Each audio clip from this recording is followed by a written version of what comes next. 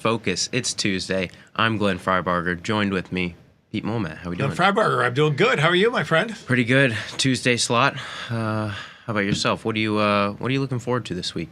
Trying to be like optimistic and Optimistic, lots of good stuff. Positive. I was looking for action in the markets. We're getting that. Yeah. Both sides. What else? It's starting to warm up. It's nice to see 40s and 50s. I don't know. The wind is taking all of it out of that sail. It's still cold in Chicago. I agree with you, but I'd like to see, even though like Friday it was supposed to be 55 but rain, Saturday 60 and rain, and I don't know. We're going to be into April next week.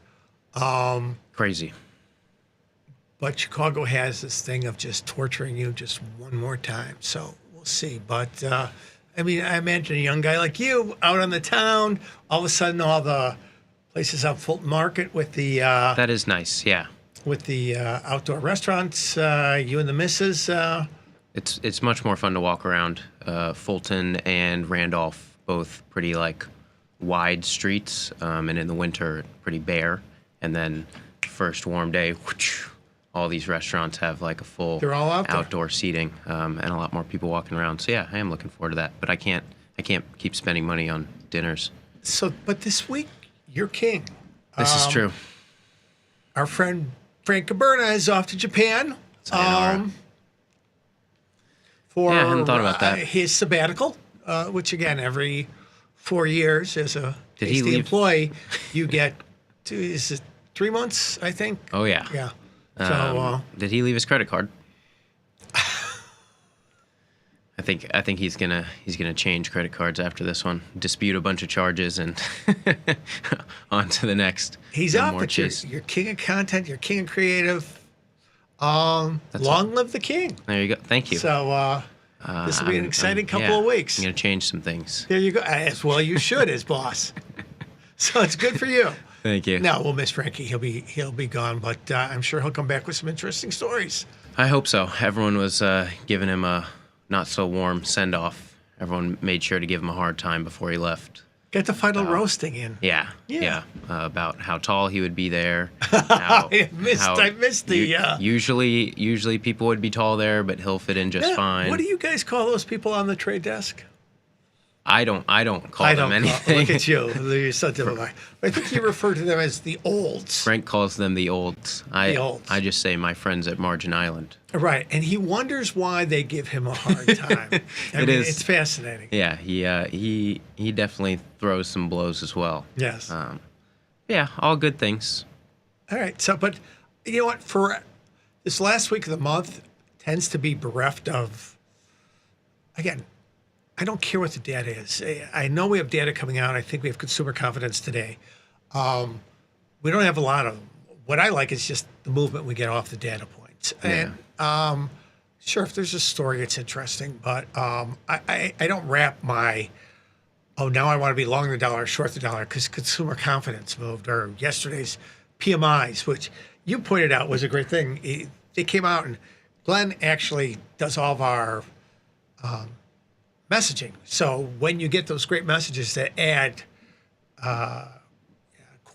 causality to markets are moving, which are great to have when you're on the go, you turned to me and you said, well, the PMI... It was mixed, yeah. Yeah. Part of the PMI numbers were bullish, part of them were bearish. What does that mean? And it says, well, let the market decide. Yeah. And it was in an absolute case where they decided that they thought the interest rates traded a little bit higher, and they thought the numbers were better than worse. Right. So, but again, we just want movement off of them. So dollar a little bit stronger. They're taking that all out really. This is interesting. I'm curious to get your thought. They're taking it out really quickly right now this morning. Yeah. Bonds are down again. Right. So we're down from 119 in ZB to the mid 116s, and I don't think we're under 116 yet. Yes, we are 115.27. Sorry, Jeez. guys. And something that has been tied to bonds that you highlighted really well with a piece of research last week on correlations. Yen doesn't seem to be having a problem with it, but again, it's yen at 150, not 144. Right. But the yen, which we usually see dollar yen higher, the yen lower when we see interest, at least the story's been, the connection. Do I watch bonds and see how yen reacts? Yes. Do I tie every trade to it? No. We've had a decent pullback from a decent rally in dollar yen from 144 up to past 150. And let's jump over to the platform. Let's get into it because you make a great point. That first thing I noticed today, if we go over to U.S. dollar pairs, we can sort based on percentage change. And for the first time in a while, really robust dollar weakness. Yeah. Yen, as you pointed out, in recent weeks, trading a little differently to other dollar pairs. And when, I saw the price action in bonds today, would have expected this to be continuing to tick higher, especially after yesterday's strong move, not taking any part of it, just part of that dollar weakness story. Yeah, it does. And disconnected from rates. Interesting to see play through right now. Metals, gold was lower yesterday. It's $20 higher today. Copper's higher today. Even platinum's higher today, which has kind of been the dog of the metals. Is that more you've seen moving on tariff stuff, or now this Middle East again? I don't. This whole that kind of flew under the radar. Spate of tariff things that came out.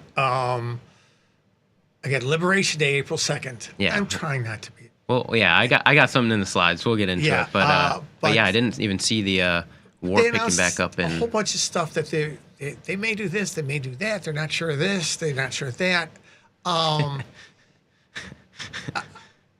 And when you talk about the Middle East thing, you mean the dudes chatting with emojis about war plans? No, that's pretty funny. Okay. But no, that Israel and Hamas are back. Ceasefire's over. They're back striking each other. Yeah. Which I think you make a good point. That kind of adds to the unsettling nature. Right. And what we're seeing too is I'm going to end the war the first day in office in Ukraine is not as easy an exercise as one turns out might have thought. And the Russians are not going to.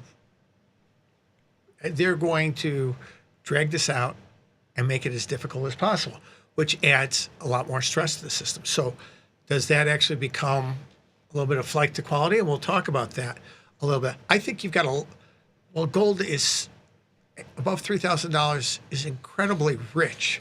I don't want to say overpriced because it's perfectly priced for this second. Right. But its inability to trade under $3,000. And we got down to 08 one time. We got down to 04 one time. You know, these no punches, but there's bids that emerge, and by the end of the day, they're back to the middle of the range. We talk about tape action when Aussie was down there at 62 cents and Kiwi was down to 56 cents. That same kind of bottoming action. We're starting to see a little bit of that play through. A weaker dollar, is it usually bullish or bearish for gold? It can be both cases sometimes because gold is predominantly priced in dollars, although it trades in other currencies around the globe. So those pieces aren't working right now. I think it's a combination of everything right now. Is tape action is good, inflation is less than tamed, and there's more instability out there. And tariffs are not. It seems like these metals have a bite. So I don't know. How does that play back into our world? Well, right now, stars aligning for this Australian dollar. You see China relatively unfazed, in light of all the news surrounding it, and gold ticking higher, and now getting a little bit of a consistent bounce here. Well, let's go back to the quote page, and I love the way you had.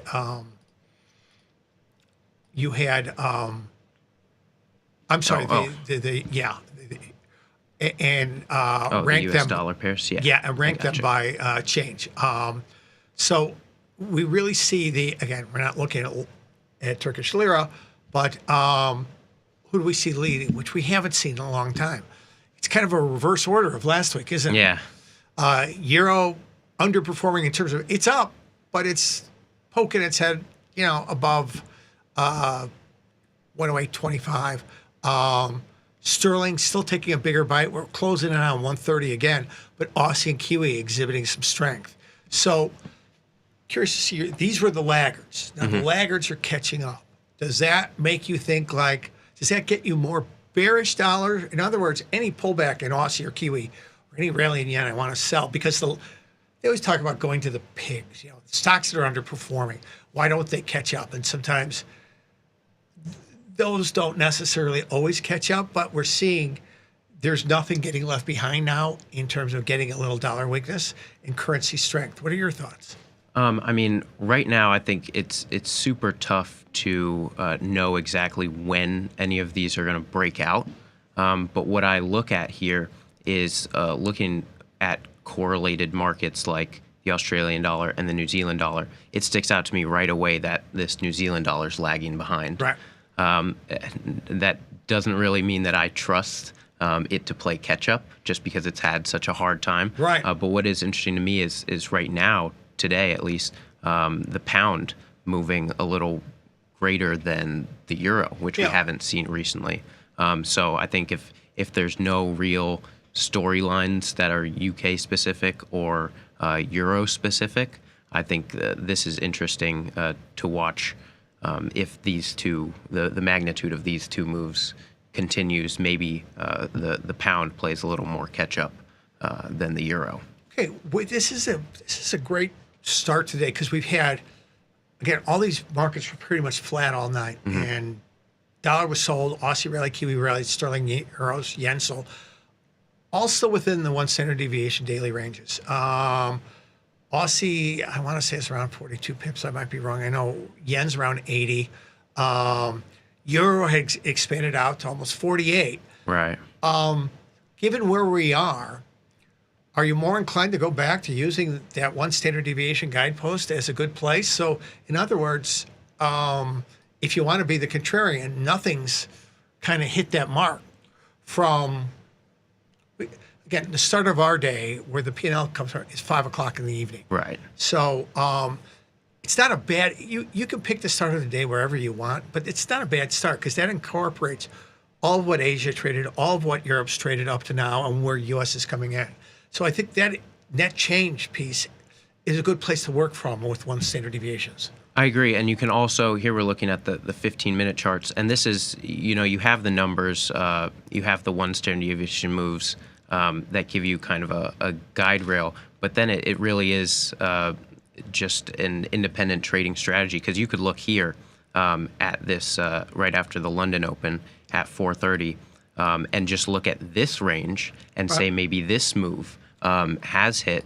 If we scroll over, and that gives it. I think that gives you. So that. there you're looking at Right. 46 pips already, and then just being conscious of the U.S. Open and how things might reverse quickly there. What would you do? Because there's no right answer. Right. And sometimes looking at the whole context works. Sometimes it doesn't.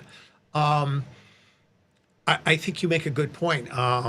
Looking from actually the range from low to high is also good content. So if we're saying there's 50 pips of relative normal movement in it, we've covered from low to high that already, and we're right there right now. So that creates an interesting inflection point rather than that change. 2 different ways to use the same number. Exactly.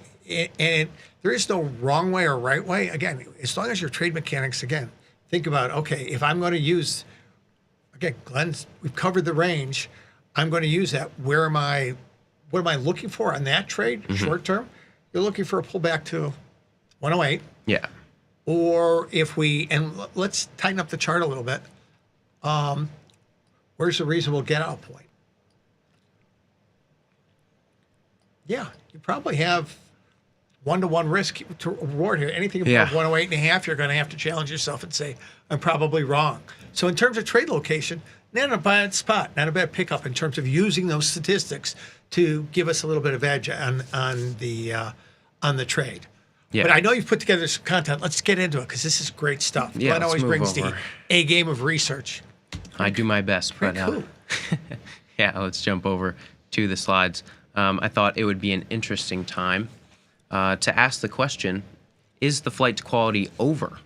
And what's next for traditional safe haven currencies like the Japanese yen and the Swiss franc? The backdrop of this, as we know, is we've seen some crazy price action recently, and this week we're seeing a bit of a rebound in stocks, right. Almost a 2% move yesterday to the upside. Here, looking at SPY, and you like to talk about tape action a lot. We're seeing a pretty solid bottom there, at least for now, and so. A lot of things in the equity space and in the currency space, and we'll get to the dollar yen and dollar franc later, but kind of a lot of uncertainty seeming to, in terms of a U.S. market crash, starting to deflate a little bit, and starting to ask the question, are we back? Are we okay? It'll be interesting. This is interesting because Friday we had options triple witching, so we got this huge bid right into primarily technology, the usual suspects, at the end of the day. And they rallied, the NASDAQ, I don't know, 130 points, they rallied SPUs 35 handles, wow, right at the highs. And that's often a tempting place to sell a few because, all right, you know it was just the noise of options expiration. Sure. But Sunday they took a big bite. I think NASDAQ, SPUs opened 20 higher and rallied. Oh, man. Rallied another 20 handles, came off a little bit, but then just Monday punched through it. So it'll be interesting to see as we unfold the rest of the week if there is a spot traded a little bit lower last night. We're back to unchanged, if not higher right now, as we go through. So do I think that the bulls have a little bit of grip on the bears right now in the markets? Yeah, but if it is just a little bit of people stuck the wrong way, it'll be interesting to see if the legs can extend through. I honestly think we trade up. Maybe we trade a little bit higher today, but I think there will be a spot to sell these during the week. And again, that's irrespective of news cycle. Right. Because there's nothing that has said, I mean, these 2 days have been a big move in equities. What's dramatically changed? And the answer is nothing. You really can't. I mean, if anything, it's gotten a little bit more uncertain with the Middle East, with Russia, with other pieces. So, but yeah, kind of like we talked about with the mixed PMI data. What does the market grab onto? Right. Yesterday, it was that Trump's tariff threats a little more targeted than previously expected. I know the news side, and that's what's funny. We have 2 bullet points here. So the headline was that sector-specific tariffs won't be included in Liberation Day on April 2nd. But then also yesterday, he truthed out that that there will be a new tariff on Venezuelan trade partners that trade with Venezuela with oil and gas, China being one of the main ones, and really no movement there. So I guess even though we don't necessarily want to tie ourselves to news stories, we have this April 2nd deadline, and I'm very curious to see if all of this tariff wind is died down or if there will be something, because negotiations are ongoing. We've seen it before. Could we see it again? Some radical we're going to be new. having this same knucklehead talk in May, June, and July. Absolutely. And but we've seen, and we'll just have diminished returns. And I think they'll look a little bit more structurally at,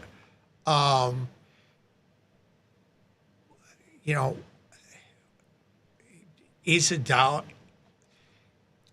as the difficulty of this exercise goes in terms of both governments and companies planning, is the dollar a place where I want to park my assets? Regardless of holding the currency and then investing it. And that will be the bigger discussion, irrespective of if the SPUs normalize back to, 6,000 or not. It'll be interesting to see if that dollar selling continues regardless of that. But yeah, we look at right. one of our traditional safe haven currencies, safe haven just meaning that the yen tends to get more demand during times of uncertainty, especially when it's something that's more U.S. specific, like the U.S. market risk we saw earlier. And didn't run correlations here, but we were just looking at the stock, the U.S. S&P 500 graph, this dollar yen, the bottoming in the beginning of March, looking pretty similar. Right. Now we are back in the last 2 weeks, up over 2%, up through 150. And those were 5-month lows we hit in the beginning of March. So we're seeing a kind of a similar graph here, similar story. Do you see these markets moving in tandem any further? You know, I don't think the yen has necessarily acted in its traditional safe haven manner. Interesting. Because we did see it. It got a bid at the start of March. Right. But yeah, that kind of lost a lot of momentum pretty quickly. Didn't make any drastic moves. It did, but I mean, yes, but we were already down in the 150, the low 150s. So we got 3 handles of down move. Right. We're still not back to last August when we had the carry trade unwind. I still think overridingly, even though dollar yen isn't doing it today, it's still tracking treasuries. Right. So I think dollar yen is going to be tough. As much as when we go back and look at the big chart, what's moved the most over the last 5 years? It's dollar yen from par to 160, 170, 68. We're still at the rich end of things. Yeah. We're still at extremes. I mean, again, 150 is rich. 63 cent Aussie is rich. 57 cent Kiwi is 63 cent Aussie is cheap. Cheap, yeah. 57 cent Kiwi is cheap. So I think we're off of ultra cheap, but we're still looking at relative interesting places. So I don't know. I don't know if the rally and spoos and the fall in bonds is enough to override dollar weakness. Sure. And see the yen trade higher. I think if you think the dollar is maybe structurally put in its highs, this is an interesting inflection point, I think. I agree.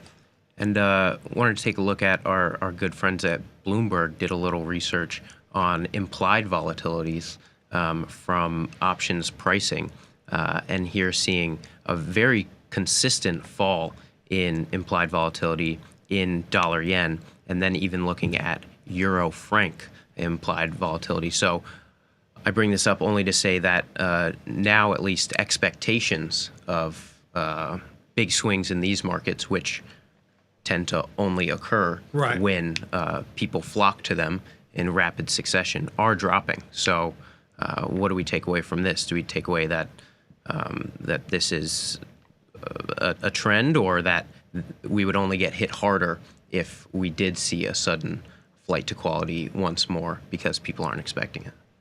I think this speaks to the natural ebb and flow of vol, where there's, again, the bottom's been put in. We've tested both sides of the range, and there is not, you're seeing the vol skew kind of normalize too.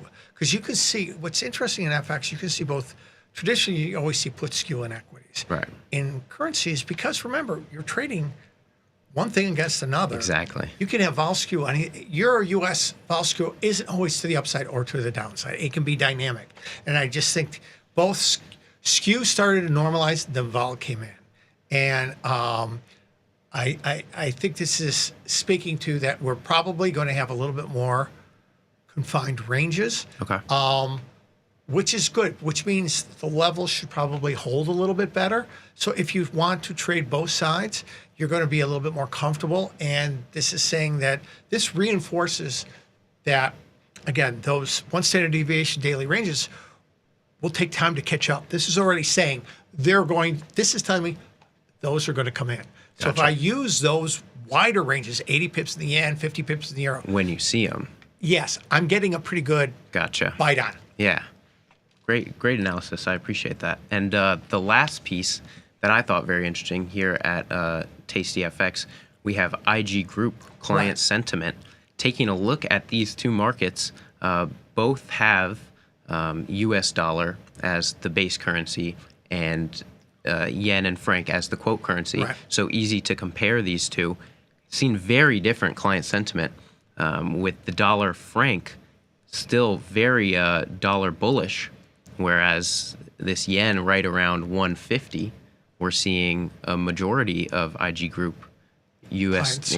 Clients short, expecting reversion to more historical means, but by certainly no means recent price action. Right. So again, this is like the Commitment of Traders report put out in the futures market. It's a snapshot into where retail is positioning. And you can use it two ways. As a momentum, okay, I want to go with the herd, or the herd is always wrong, so I want to, and you talk to a contrarian there, oh, the market's always mispriced.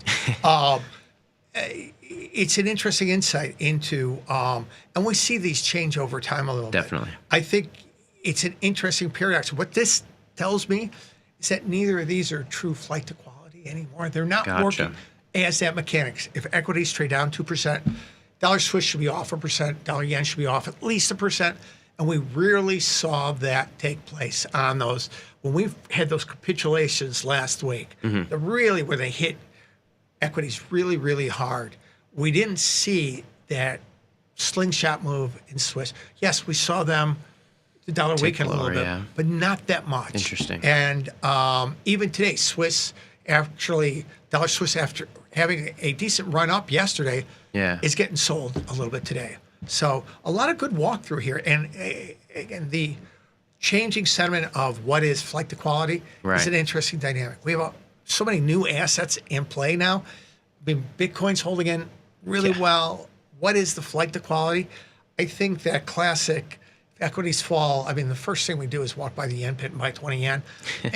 That isn't a good hedge as much as it was, but interesting market play. Thanks so much, Glenn. Yeah, of course. Thanks for watching. All right, guys, coming up next, Tom, Tony, and Vanetta. And we'll see you back here tomorrow morning at 6:30 for the next edition of Forex Focus.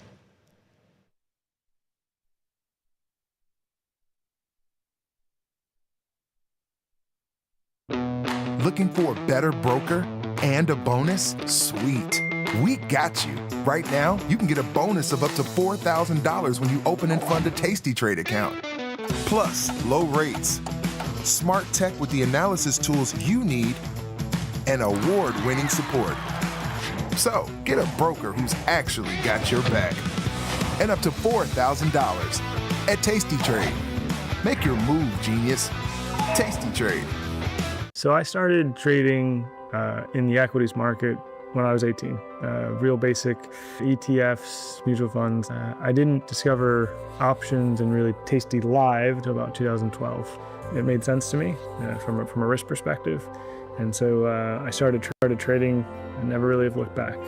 The people you see that's who they are. They're trying to be as open and clear as they can with the trades that they're putting on.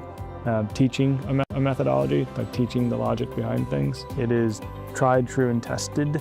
They back it up with research. They share that research. It's not just trust us and do this, which is a very dangerous thing in the financial world.